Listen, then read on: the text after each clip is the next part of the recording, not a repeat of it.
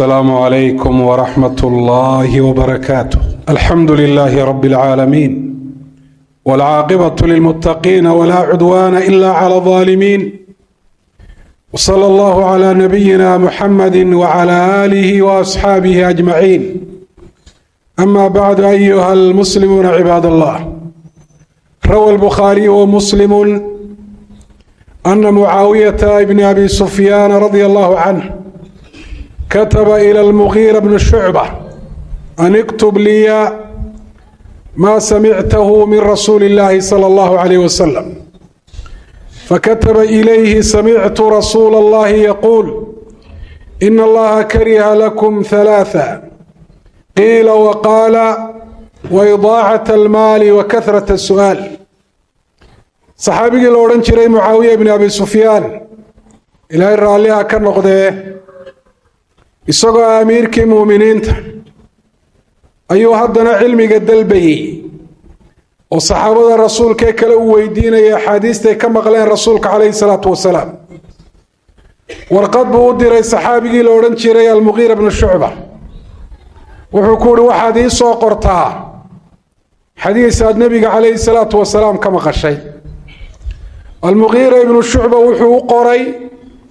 waxaan rasuulka calayhi salaatu wasalaam ka maqlay isagoo leh, ilaahay saddex arrimood buu idinka rahaa. ina allaha kariha lakum halaatha. karaahadu ma aha karaahadan erey bixinta ay culimada usuul fiqigu ay isticmaalaan. haddii ereyga kariha ama yakrahu iyadoo ilaahay subxaana wa tacaala loo tiiriyey uu ku soo arooro qur-aanka ama axaadiista nebiga calayhi salaatu wasalaam, waxaa looga jeedaa ina allaha laa yuxibu dalika bal yubqiduh. arrinkaa la yidhi ilaahay waa karaha, macnaheedu waxa wey ilaahay ma jecla, ilaahay waa necab yahay oo waa ka cadhooda arrinkaa in la sameeyo. waa ka ilaahay suuratu al-Israa ku sheegay muxaramaad badan uu ka mid yahay shirkiga, caruurta oo la laayo, xoolaha agoontoo la cuno, zinada. intaa dabadeed ilaahay wuxuu yidhi: kullu dalika kaana sayi'u cinda rabbika makruha. waxaasoo dhan ilaahay waa karhaa buuri. shirkiga ilaahay waa karhaa, oo zinada waa karhaa, oo dembiyada kale aayaadkaasi lagu sheegay dhammaantood ilaahay waa karhaa. macnuu ilaahay ma jeclo wey, waana ka cadhoodaa. rabbina subxaana wa tacaala addoomihiisa waa ka xaaraantimeeyo, waa ka mamnuucay. marka kariha lakum ha u fahmin karaahiyadii istilaaxigeed ama erey bixinta culimada usuul fiqiga, oo ahayd qofku inuu sameeyo shay inuu ka taga ay ka fiican tahay samayntiisa, oo hadduu sameeyana aanu ku dambaabahayn. laakiin sidii afdalka ahayd unu khilaafay. karaahada taa loogama jeeda halka. saddexda arrimood ee rasuulku calayhi salaatu wasalaam uu xadiiskan ku sheegay ilaahay addoomihiisa inuu u karo inaanu la jeclayn, bal ilaahay uu necab yahay oo rabbi uu ka cadhoodo. waxaa kow ka ah qiila waqaal. qiila waxa la yidhi, waqaala wuxuu yidhi hebel. taasoo macnaheedu yahay qofku inuu tabiyo dadka uu sheego war aanu hubsan, iyo dadku waxay ku sheekaysanayeen. warku raad fara badan buu ku leeyahay dadka diintooda iyo adduunyadoodaba. sida awgeed axkaamta shariica alislaamiya aadka u adkaysa waxaa ka mid ah qofku warka intaanu dadka usii sheegin marka hore isagu inuu shaandheeyo. halka laga eegayaana waxay tahay warka qofkan sheegay waayo, waa kuma. ma yahay qof aad garanayso oo looga qaateena, oo diintiisa iyo akhlaaqdiisa iyo dadnimadiisa marka la eego lagu kalsoonaan karo. kaa warkiisa waad aqbalaysaa, waanaad sii sheegi kartaa haddaanay dhibaata ka dhalanayn sii sheegistiisa. haddii qofkii warka kuu sheegay uu noqdo qof aanad garanahaynba, maantana taasi aad bay u badantay. facebookga war la soo dhigaya, websaydaa lagu qoraya, youtube-ka lagu faafinayaa. cidda warkan sheegaysa garan maysidba. kaa waxaa loo yaqaanaa fi shariicati alislaamiya majhuul, وقف على قرنهين وفانت قرنهين إنه يهي قف ونكسن والله قاتينا إنه يهي قف بين الله أما صاحب معصية ووركيسا الله أقبل كرين إن أدوركيسا سيت بسوات سي شاكتا كوما بنارا وركستو هاد مقاشا داد شاكتو بين علياشا مباشرة وقام نقونيسا أديقون كبت لقلين بين على نقو تدليسكو دقليسا رسولك عليه الصلاة والسلام وحدي كفى بالمرء إثما أن يحدث بكل ما سمع قفك واحد دنبي وقفلا دانو دنبي كلابا السمين لهين وحكستو مغلبا إنو كوى رمو سي شاقابات دنبي وقفلا وحكستو هاد مقاشا داد سيت بسوات سي شاكتو إذا عاد كما قال تي في كما قال قرال كويل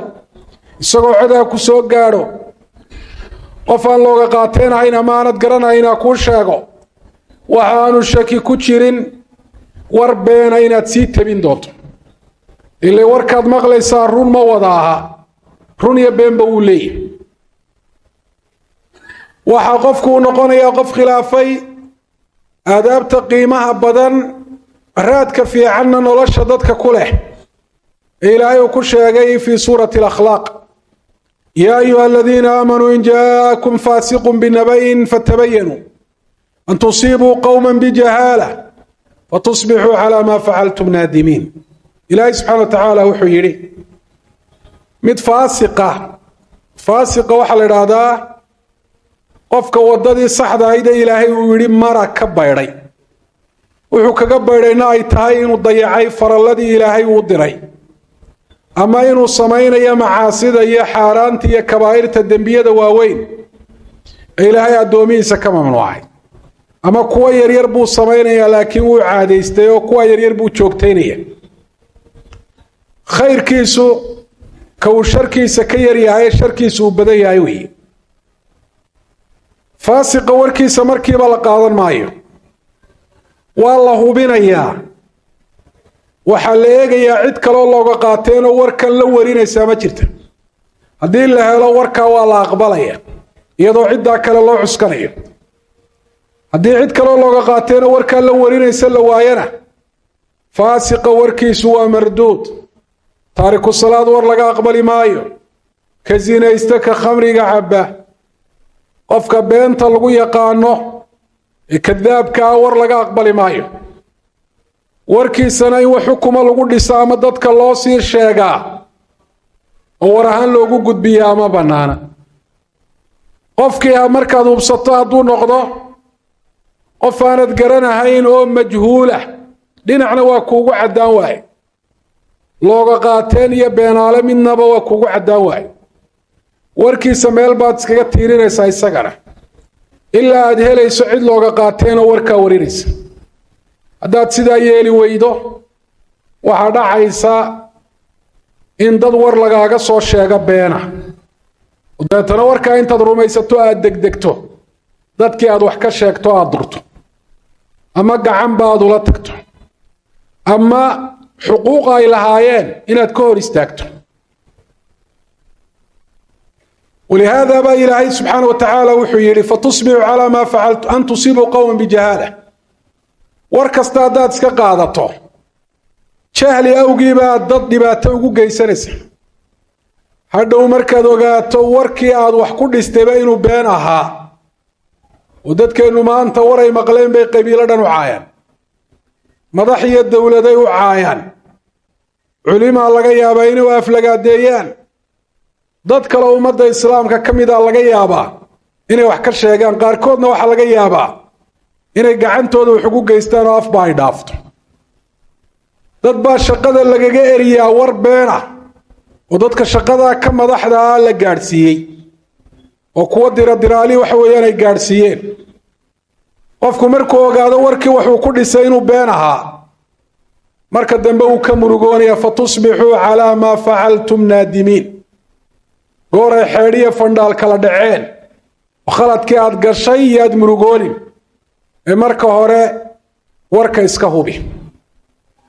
nabigu calayhi salaatu wasalaam arintaa uu inoo sheegay ilaahay inuu inoo karho وقيل وقال قفك وحو كغبد باديا هذا الكبضان بقفك إنه يسكدها وقيل وقال كثرة الكلام باسو جلس قفك هذا الكيس عدو بطه وحوله مقلبه ويسكشيغيا ورول بنو تبينيه قفك مسلم كان وحا لغا ربا سو شيغي رسولك من كان يؤمن بالله واليوم الآخر فليقل خيرا أو ليصمت adiga yaa wariye ka dhigtay war kasto oo maqlaba dadka si gaarsiin in badan oo dadka kamid waxaad moodaa waxay maqlaan sheegistiisa inay xaraaradu u qabato oo xaraaroodaan oo ay u hamuumayaan warkan yaad gaarsiisa warku culays baa ku haya warkaad maqlaysaa culays uu kugu hayna meel iskaga tayri adiga laguma waajibin ajar baad ka helaysaa laguma oran أحاديث الناس تتكور كودي أخبار تودا دح قاديسا إن تسي شيكتو أتسي تبسو ما أنت نورك وحو نقضي مددك غير كود أرساق داي كقشي إيغو وركاسينو بين ياي بيتمينيا إيغو قفكاسي أي وحكا دوبيان وحاو كوهر لياينو يوح إلهي كعريسينيا أي أنت كدوبان أي أمد كودح باينيا حسابا كدن بيسوارك نوع عاسي لفافينيو أقول قولي هذا وأستغفر الله لي ولكم الحمد لله رب العالمين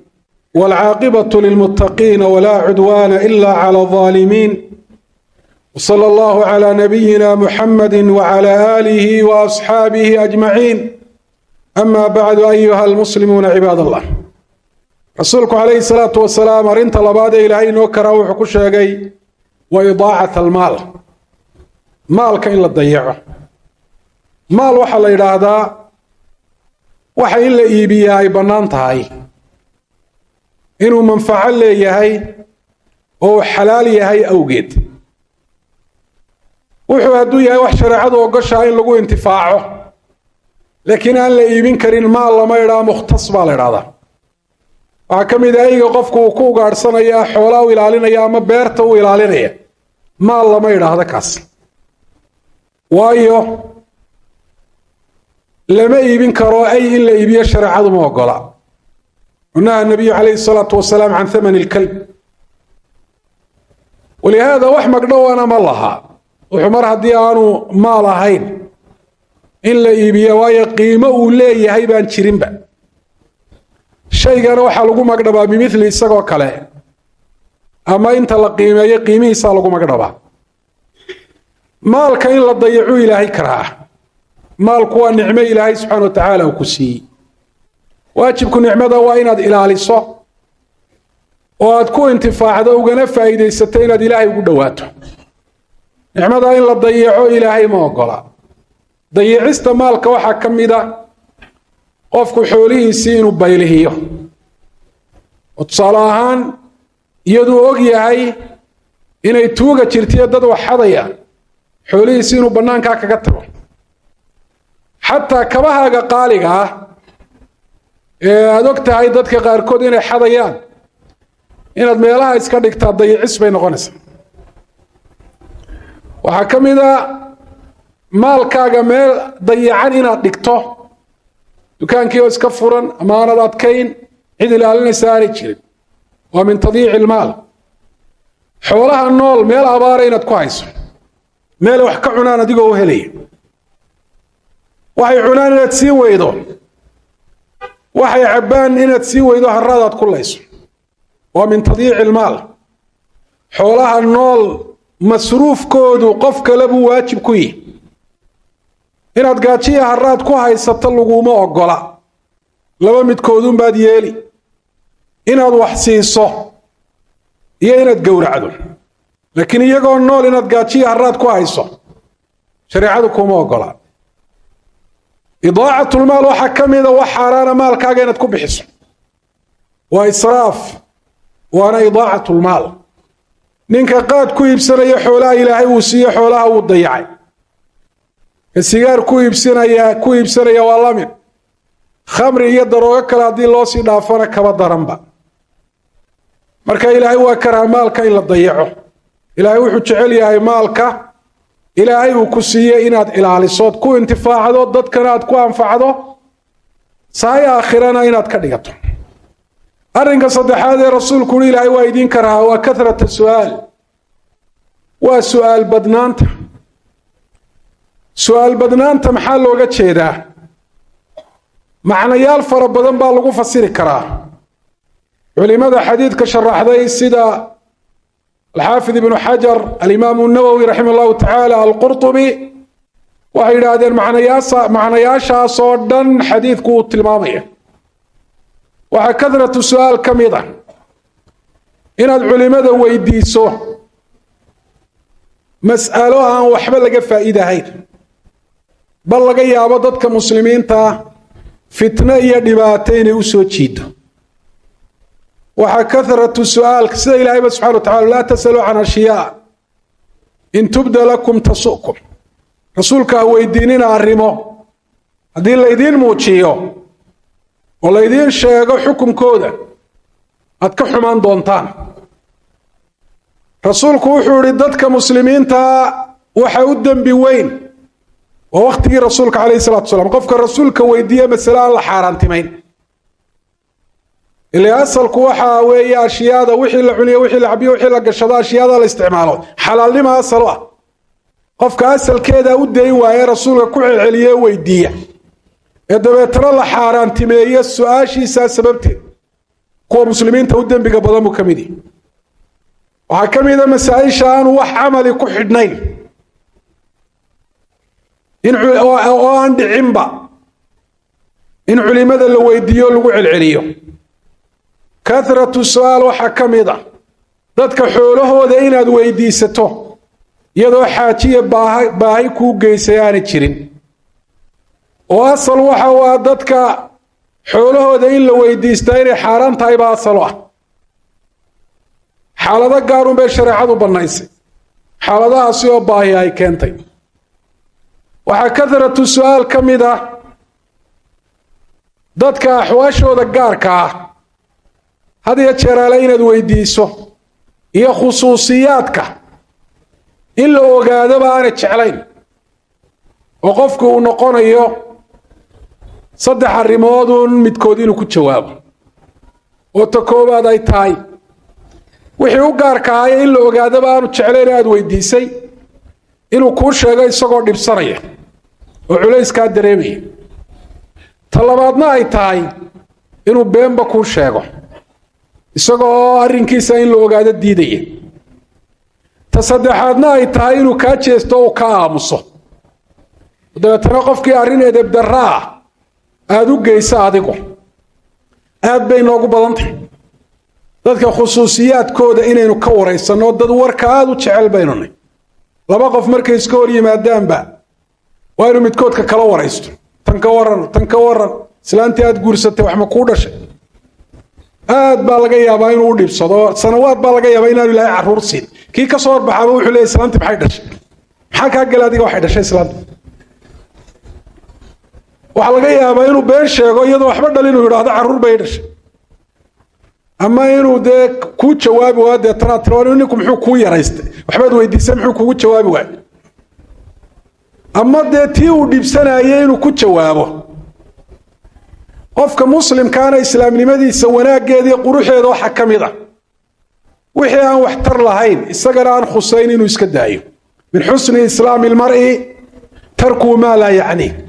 ra khusuusiyaadka dadka waxyaabaha u gaarka ah hadiya jeeraale in la ogaado aan jeclayn ha weydiinino ha qodqodina iska dhaaf si guud qofka inaad u tiraado iska waraniyo ma la fiicay intaas ayaa kugu filan laakiin aad tiraado inantii heblaaye ka waran ma la guursaday inankii hebel ka waran ma guursaday gabadhii aad guursatay ka waran maxay ku dhashay iyo waxa la midka kuwaas oo tusaalayaalune hoos ha u gelin arrimaha noocaas ah gabadhii barigii dhawaad guursatay misaad ka bixisay islaantii waad furtay baan maqlay maxaad u furtay deetana aad ka soo matajiso waxaanu jeclayn inuu sheego waxay ka mid tahay arrinta noocaasi kathrata su'aal beedaan culimadu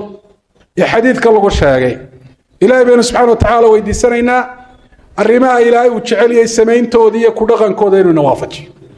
waxa ilaahay uu karhe uu necab yahay dhibaato iyo xumaan uu leeyahay awgeed xikmadiisu ay keensatay addoomaa inuu ka mamnuuco ilaahay baynu weydiisanaynaa ka tegistoodii iyo ka fogaanshooda inuu noo fududeeyo اللهم ربنا آتنا في الدنيا حسنة وفي الآخرة حسنة وقنا عذاب النار. اللهم صل على نبينا محمد وعلى آل نبينا محمد كما صليت على إبراهيم وعلى آل إبراهيم، وبارك على محمد وعلى آل محمد كما باركت على إبراهيم وعلى آل إبراهيم في العالمين إنك حميد مجيد.